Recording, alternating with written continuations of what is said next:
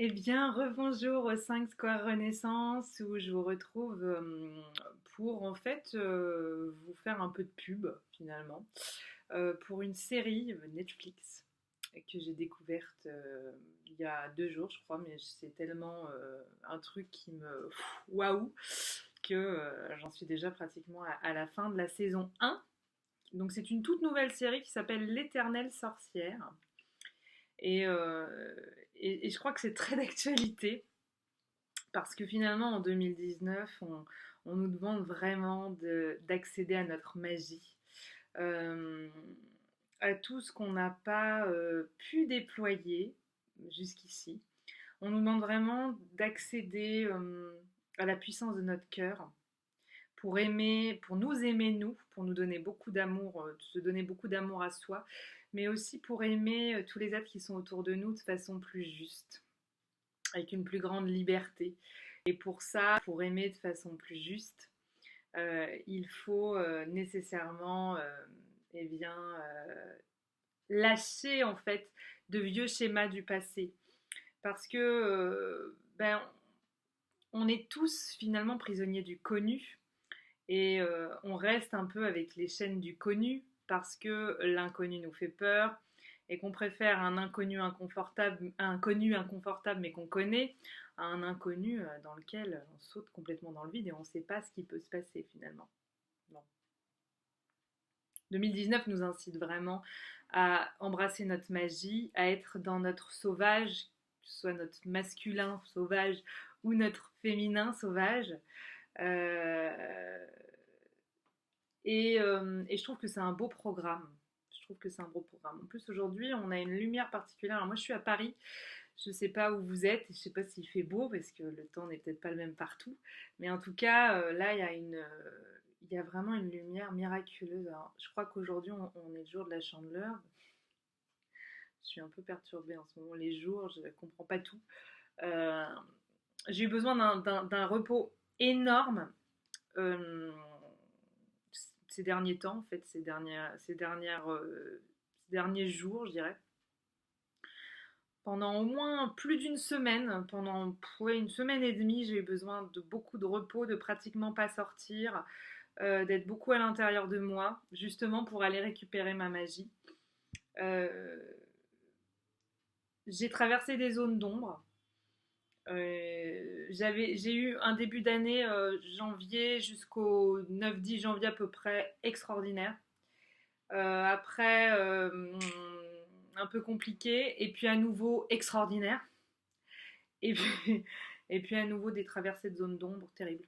Enfin, terribles, on s'entend, mais enfin, je veux dire, terrible pour moi en tout cas. Voilà. C'est pas non plus affreux, mais on va dire que c'est pas confortable, quoi. C'est vraiment pas confortable.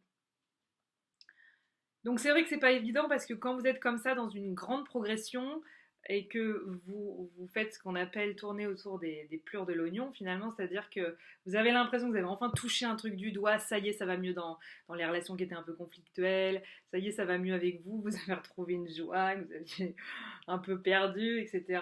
Et boum, vous retombez comme ça dans le gouffre et vous vous dites non mais c'est pas possible, c'est quoi, je suis bipolaire, je suis schizophrène, enfin je sais pas, qu'est-ce qui se passe quoi.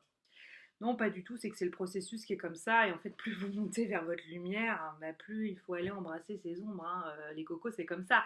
C'est pas hop là, je ne suis que lumière et l'ombre ne m'atteint pas. Bah non, il faut nécessairement aller la visiter, cette ombre. Alors, cette ombre, c'est quoi? Eh ben, c'est nos peurs, c'est nos doutes, c'est nos peurs les plus ancrées, je dirais. Et ce sont aussi toutes nos blessures. Hein, toutes nos blessures, ça c'est les ombres. Vraiment les. Parce que toutes nos blessures, elles nous alourdissent. Elles nous empêchent d'être pleinement dans l'amour de nous. Hein, parce qu'on est notre pire bourreau, il y a toujours ce petit saboteur à l'intérieur qui dit tu vas te cramer, tu vas pas y arriver, tu vas pas réussir, tu peux pas aller avec ce gars-là, ça va pas fonctionner, il est trop bien pour toi, t'es pas assez bien, tu t'es vu avec toutes les... Bon, j'exagère parce que je ne dis pas ça au quotidien, si vous voulez, faut pas non plus exagérer. J'ai un peu d'estime de moi-même quand même, hein, avec, au fur et à mesure des années, j'en ai gagné un peu. Mais on a tous un petit saboteur qui nous fait chier, faut bien le dire, et qui est toujours un peu là sur notre épaule à dire, à jouer un peu les oiseaux de mauvais augure finalement. Et 2019 nous dit ça, c'est terminé, ça c'est fini, ça doit terminer ça.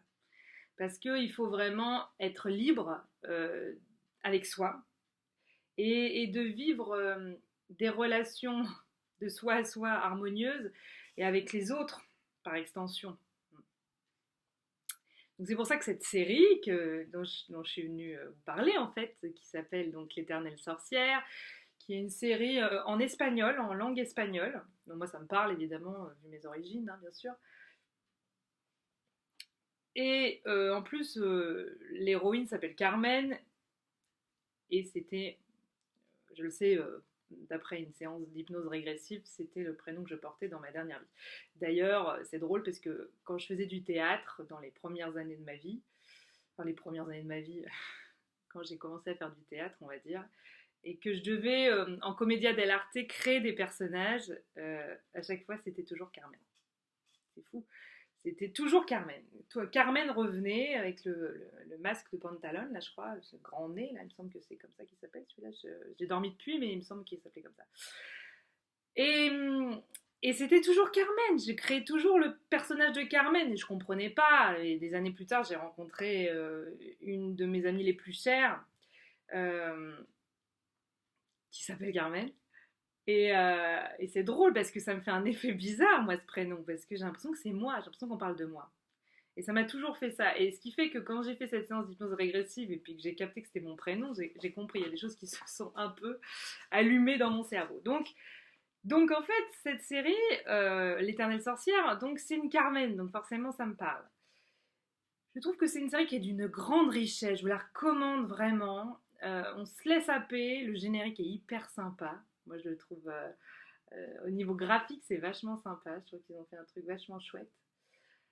Et, et ça parle vraiment de cette magie à retrouver, de ces voyages à travers les siècles, de ces relations quelque part qu'on est venu nettoyer. Et si vous avez regardé la vidéo que j'ai postée tout à l'heure sur les énergies de la nouvelle lune, vous allez rigoler parce que je vais vous raconter un truc si vous allez regarder la série qui vous parlera.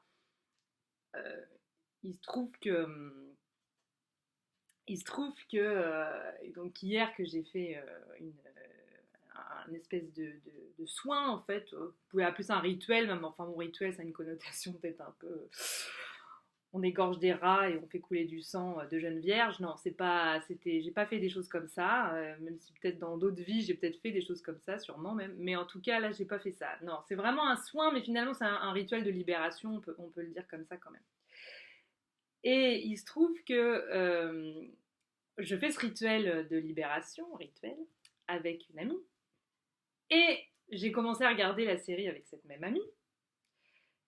Et donc on se dit, bon, bah, on se ferait un épisode de notre série préférée. Donc on se fait un épisode de notre série préférée juste après la séance.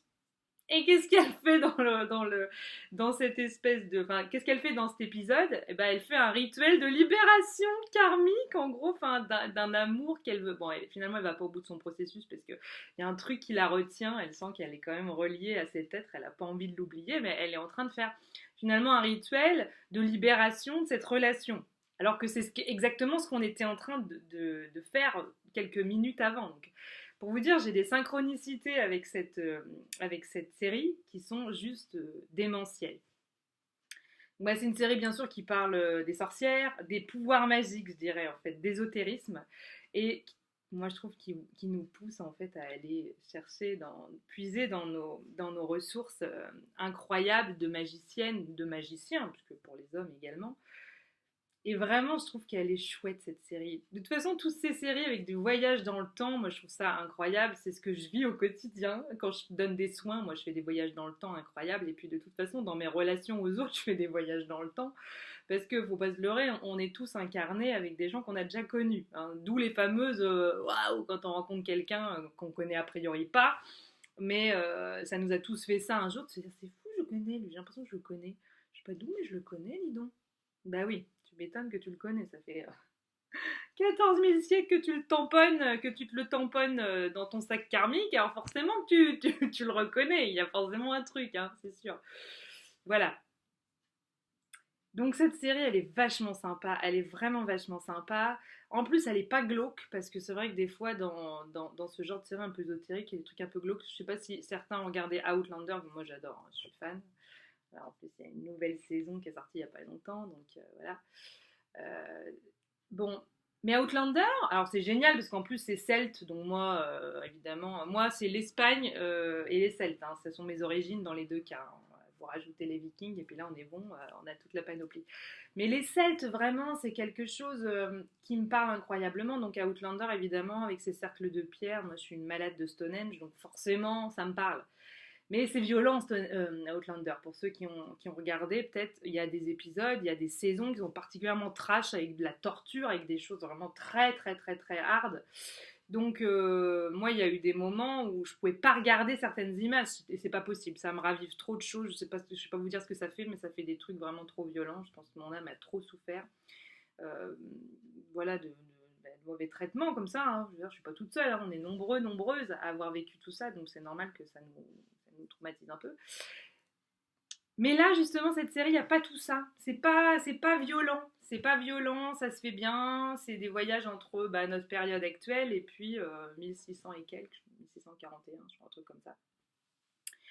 Donc voilà, voilà, si vous avez envie de vous dépayser, parce que du coup c'est une série qui est dépaysante, hein, on est au soleil quand même avec cette série, avec en plus cette voix espagnole, donc elle est sous-titrée, cette série. Et vraiment, je vous engage à la regarder parce elle est vraiment géniale. Et je vous invite même à me faire des commentaires sous cette vidéo si vous vous mettez sur cette série et que vous la trouvez sympa et que vous avez envie de partager là-dessus. Moi, je dis, vous allez vraiment.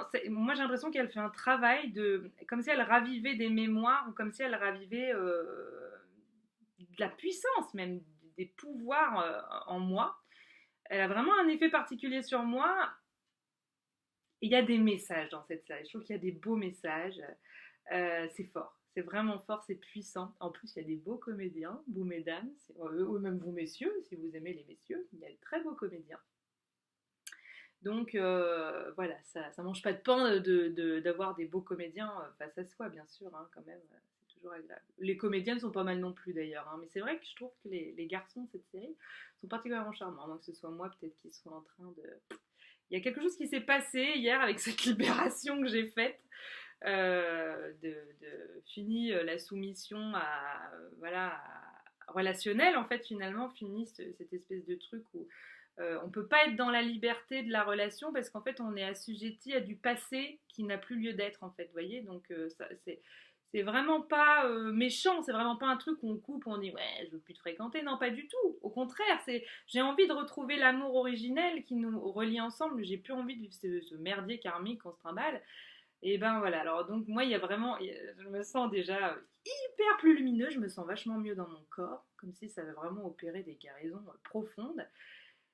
Et puis en plus de ça, eh ben, je vous dis, je suis là, je dis donc, il est pas mal celui-là, dis donc, fais voir là, que la copine avec qui on regarde la série, je lui fais des commentaires, je me dis, dis donc, c'est qui est. Voilà, je me reconnais pas trop en fait, mais c'est ça qui est bien, c'est ça qui est bien. Donc si en ce moment vous vivez comme ça des choses où vous vous reconnaissez pas trop, vous avez une espèce de libération comme ça puissante. Vous voyez, moi là aujourd'hui j'ai eu besoin d'avoir les cheveux détachés. Bon, je suis pas la reine de la coiffure, hein, donc c'est un peu voilà. Mais la sirène et la sorcière en moi, la femme sauvage, voilà, besoin de liberté. Et ça c'est vachement bien. Bon, il y a la petite fille quand même qui est là avec le petit nœud dans les cheveux. Mais voilà, c'est l'enfant intérieur qui a besoin de s'exprimer, donc faut le laisser s'exprimer. Je vous bise. Et puis, je vous souhaite plein de belles choses pour cette nouvelle lune et plein de belles découvertes avec cette série si jamais elle vous parle. Bien sûr, si vous n'êtes pas intéressé par l'ésotérisme, mais à mon avis, sinon vous ne seriez pas sur cette chaîne YouTube, ne regardez pas nécessairement cette série. Mais même, après tout, même si vous n'êtes pas mordu d'ésotérisme, elle a un côté sympa. Il y en a qui regardent Charme mais qui ne croient pas aux sorcières, après tout, hein, donc voilà. Allez, grosse bisette et à très bientôt.